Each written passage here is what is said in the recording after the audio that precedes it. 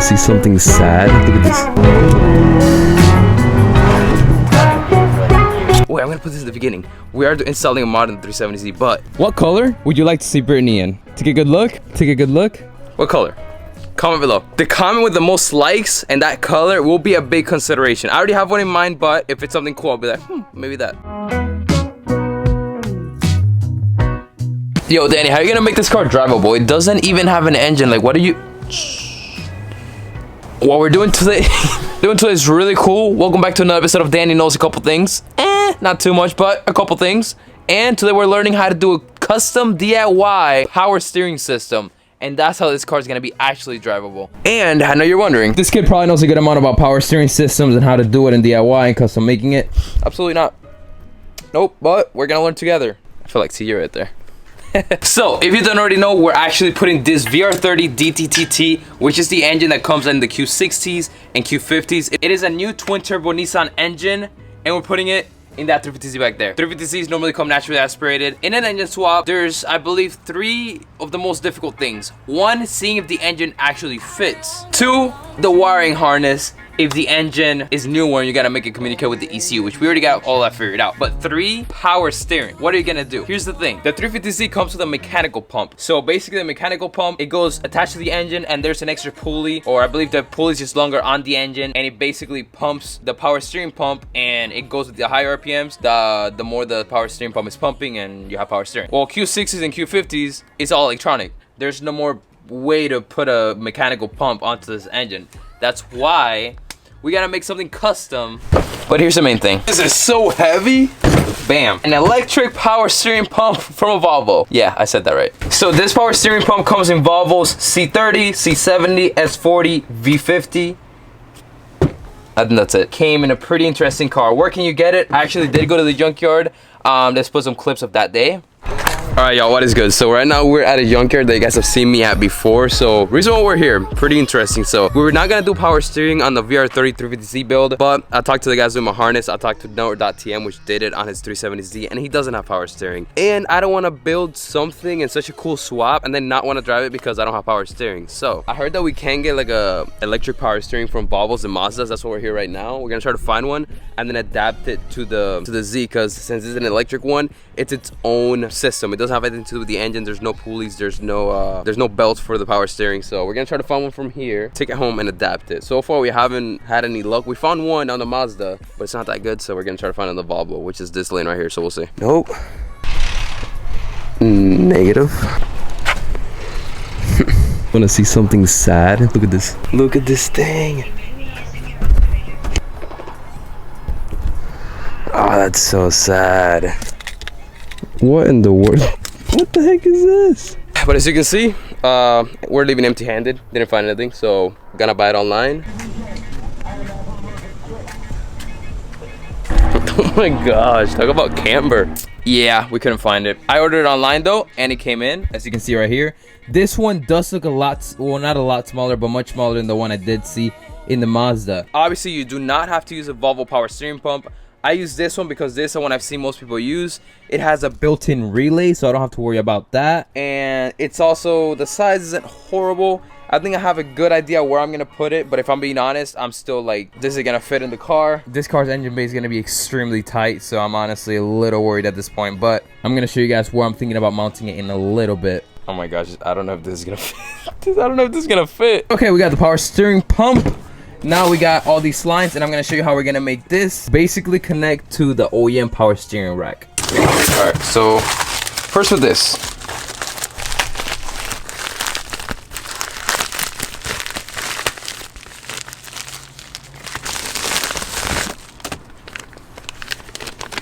Look at that. We're gonna talk about what these two fittings are in a little bit.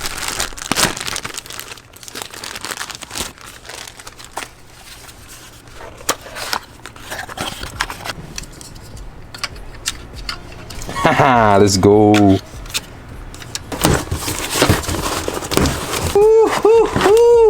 Okay. Some little evil energy action. Bunch of fittings.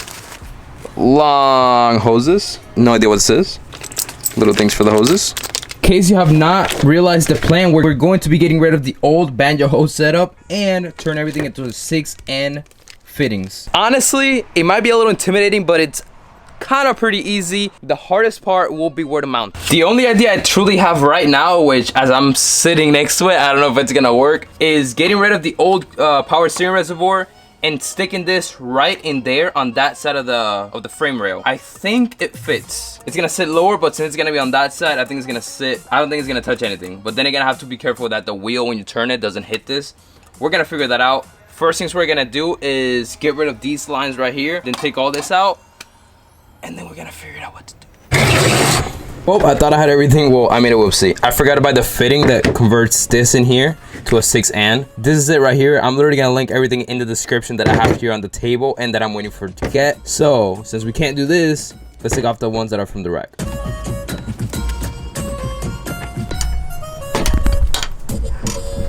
I believe this is not the high pressure, but either way, we gotta take out this thing. All right, so now we gotta go ahead and take this out.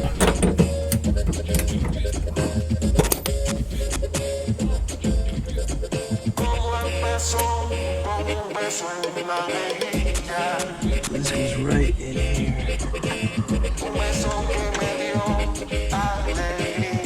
It's my girl.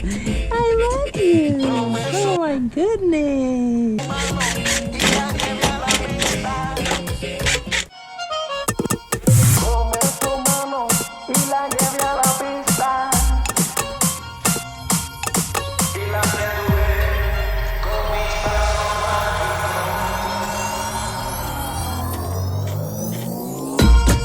So for the last 5 minutes, I was wondering why this line wasn't coming out, and well, I was tightening it, so that's bad.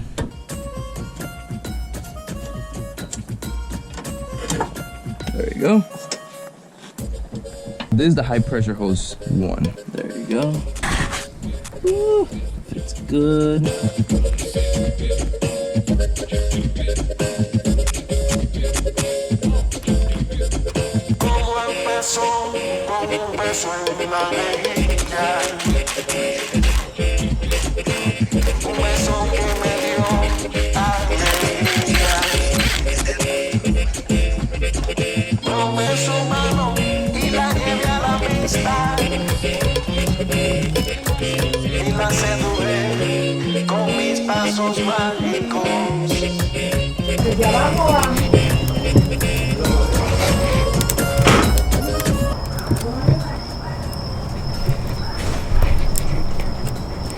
These are actually Ptfe fittings, and the biggest difference between regular AN fittings and then Ptfe is that these actually have this little, I guess you could say, aluminum piece that goes in between the actual hose in the middle and the braided line outside. And you basically have to snug it in between the line in the middle and the braided line on the outside, which that's what I'm doing right now. We got it inside, but we gotta push it down even more. This holds a crap ton of pressure, so that's why we went with this fittings and this type of hose for the high pressure line. But to be honest, I'm probably gonna go ahead and use the same fittings and same things for the other side, which is not high pressure, but just so it all looks nice. Just realized they actually did go ahead and send this too, which I'm guessing, oh, I'm not guessing, it probably is. You stick it in here and you can basically push everything down at once and just make it sit a lot nicer. I think that's pretty good. Okay, it's starting to look pretty promising. That might be pretty good right there. And then once this is done, we can go ahead, put the rest of the fitting through here. You gotta really push it in there right there. Make sure there isn't a gap or anything. There you go, that's good. We can put this up. This part's really important. Make sure you guys line it up. You don't want to go ahead and cross thread or anything. I'm not gonna fully tighten it now because we do need to press to hold this part and then tighten the top side. But that's basically how you do an NPT fitting. First time doing it, it's pretty simple, looks really good. I love how AM fittings look in general. I mean, they look super dope. So this type of hose is mainly used for E85 fuel system in general. It is nylon, stainless steel, and in black. The Ptfe is that plastic looking thing in the middle. Then you got the stainless steel, which you can kind of see. And then after the stainless steel, we do have the braided nylon. And basically, I got this hose because it can withstand a lot of heat. I believe it's like 230 degrees Celsius or up to that, which is a crap ton of Fahrenheit. And this should be plenty good enough for a good high pressure hose for the power steering system. And then obviously this side right here is the one that goes threaded into the rack, power steering rack.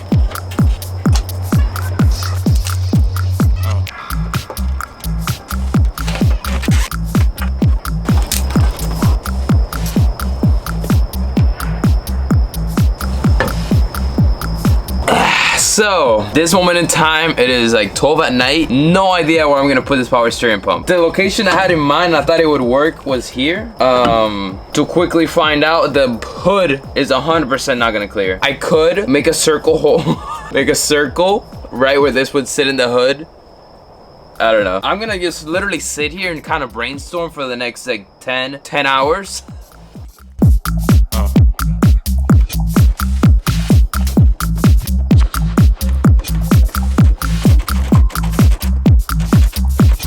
Alright, this thing's about to come off. And if you haven't figured out already, why are we taking the battery tray off? And we took off the battery. There might be only a couple solutions to this problem, and I think the easiest out of the two is maybe, if it fits, God willing, putting the pump right here. So overnight, we thought about it, and we came to a conclusion. Battery, goodbye. Hello, power steering pump. Even just without the battery, if you put the power steering pump here, it's still way too tall to the point where the hood won't clear. So we're gonna have to take off the battery tray. I really just wanted to get a good look as to how and where everything's gonna be running. Obviously we're gonna get rid of this. I really wanted it here just because it was gonna be a lot more convenient and easier, but that can't happen. So yo, when people pop the hood, it's gonna be like, oh, is that your battery? No, so we're gonna have to relocate the battery all the way to the trunk of the car. And you may be wondering, Danny, do you know how to do that? Absolutely not. Is it easy though? Shout out to Pennzoil. Just got done adding some oil to the 370Z. Relocating the battery, relatively easy. We're not gonna do it this video. We're gonna do a separate video so we can actually prepare for it. I think it's gonna be a really cool DIY install, and a lot of people are gonna benefit from that. So I wanna make it its own video. Probably gonna have to make a little bracket and tap it into here, or maybe just, we'll figure it out. It shouldn't be too difficult. While we wait for the things to relocate the battery to the rear, the fitting should come for this, so we're gonna be able to finish all the hoses and whatnot and running the lines, as well as finish relocating the battery. Oh, I guess you could say another really cool update. I don't want to give it away because no one's ever done something like this cool and unique just for me. So we're gonna have 1-of-1 downpipes for the VR 350Z. It's gonna be insane. I don't want to give it away yet, but when you see those downpipes, you're gonna be like, sheesh. That's sick. And downpipes are being built by Hall Build Performance. If you go on their Instagram, the work they do, it's actually freaking insane. But now we got to do something very, very important. We have to go ahead and put back the catch cans on the Turbo 370Z. And yes, this Sunday, you're watching this video probably on a Friday. Sunday, we will be picking out a color. I try not to show it, but I have such a bad mess around here. Oh my, I need a day and clean everything up because it's bad. And I can't find the brackets for the old catch cans. I'm such a messy person. Like, if you know me in person, I'm like everywhere. I'm always like everywhere and no idea. Absolutely no idea. Oh, if you didn't watch the last video, new gauge pod, baby.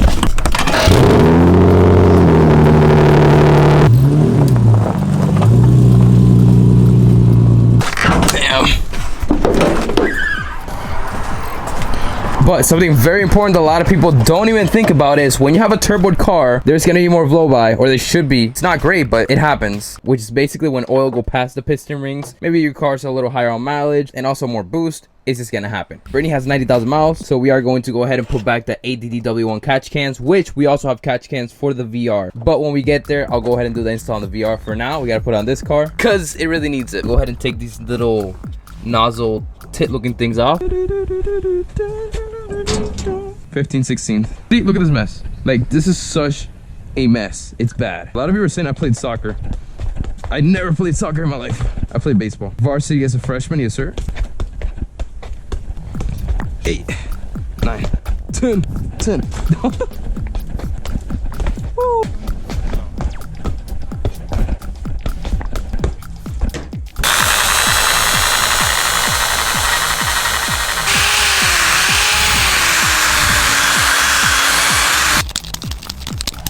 And there we go, it just fell out. This is the little spring we gotta get rid of. Check it out, drilled, not drilled.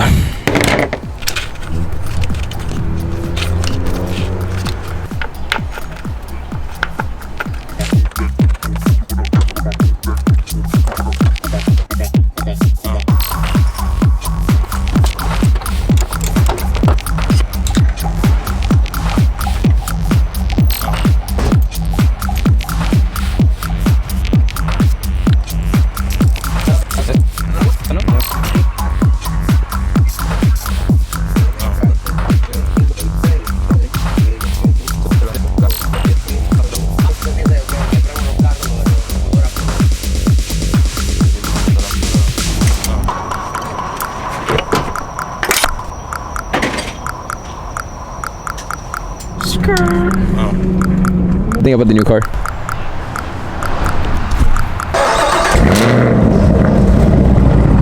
That's pretty loud for stock. Oh, yo, look at that cluster. So digital. Oh, the middle part is. Seabass, this isn't an automatic Supra. I have no driver skill required. That's why he beat the 370. No driver skill. Is it a 6-speed? Yeah. Well, that's so weird. Oh wait, never mind. I thought the R was here and then the 6 was on top.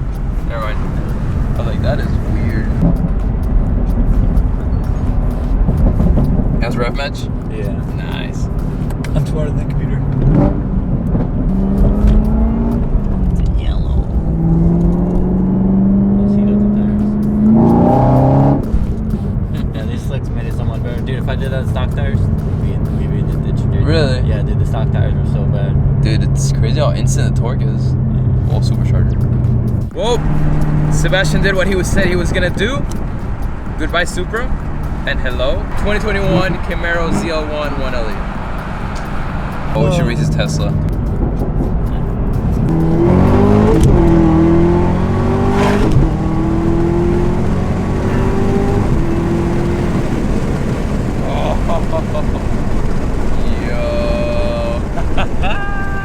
Oh, I gotta get you shifting again because Sebastian was putting down some quick shifts, bro. You gotta put some respect on this man's name.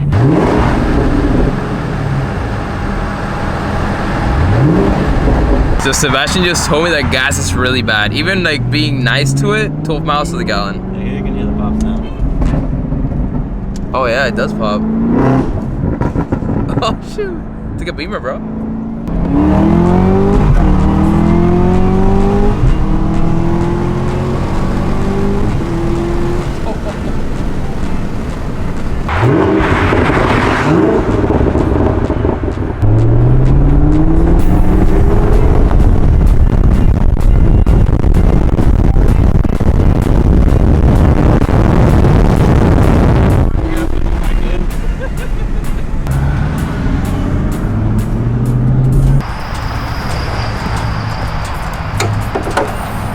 Oh nice, there isn't like a huge cover covering it all. Yeah. I'm used to seeing the supercharger. So that's the pulley system right there, right? What size is this motor? 6.2. Oh wow, it's 6.2? Yeah. Dude, it's crazy. You can see how big the hood of the car is, or just like the engine bay, because you still have somewhat space. Yeah. Like look here in the front. You got space here, space on that side right here. What the heck? And look how many vents and things. This is what impressed me the most. There's literally functional vents everywhere. Look at this. There's even like scoops here that go somewhere. There's a huge vent here. Probably. It's probably my favorite gray. It's like a little darker than the 370. Yeah, there it is. Oh, there's the battery. Stock suspension. He was telling me you can kind of see it right up in this. Like a coil. Yeah, it's literally a coilover. Sir, we're gonna need to slam this. I think it's nice though. I like it. Yeah, it's pretty good for factory. Cool. Like it's big, but it's not like huge.